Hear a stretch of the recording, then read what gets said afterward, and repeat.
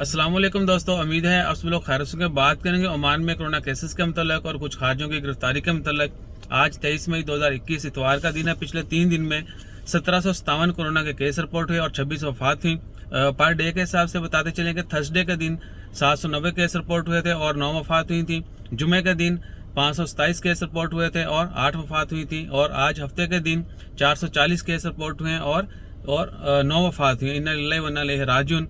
Oman में corona से वफात पाने वालों की कुल तादाद 2265 है, जबकि कोरोना केसेस की कुल तादाद 2,10,364 है और सेहतयाब होने वालों की कुल तादाद 1,94,950 है। दुआ करें अल्लाह ताला तमाम मरीजों को शिफाए कामिला अता फरमाए और जो लोग वफात पा चुके हैं अल्लाह ताला उनकी मग़फ़िरत फरमाए, उनके लवाहिकीन को सब्र जमील अता करे। इंशाअल्लाह ताला खैर केसेस में काफ़ी कमी आ रही है। दुआ करें कि जल्द जो है ये वबा ख़त्म हो और अल्लाह ताला हम सबको अपनी हिफ्ज़ ईमान में रखे।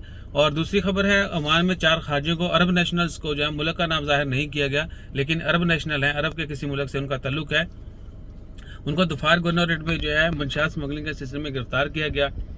आप सबसे हमेशा यही रिक्वेस्ट होती है कि कम से कम जो है जो इस तरह के घिनौने जुराइम है उनसे बाज रहें और उनसे दूर रहिए।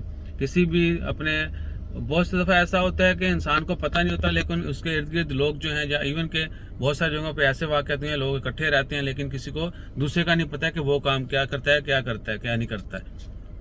तो कहीं पर भी आप शिफ्ट हों, कहीं पर भी आप रह रहे हो, तो आपको उन तमाम गैदरिंग का पता होना चाहिए जहाँ पर बैठते उठते हैं कि वहाँ पर किस तरह के लोग बैठते हैं।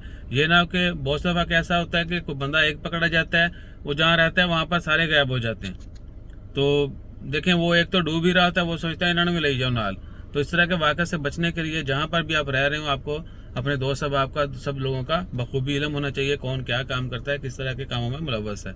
सो अपना ख्याल रखिएगा, दुआ में याद रखिएगा। जज़ाकल्लाह। अल्लाह।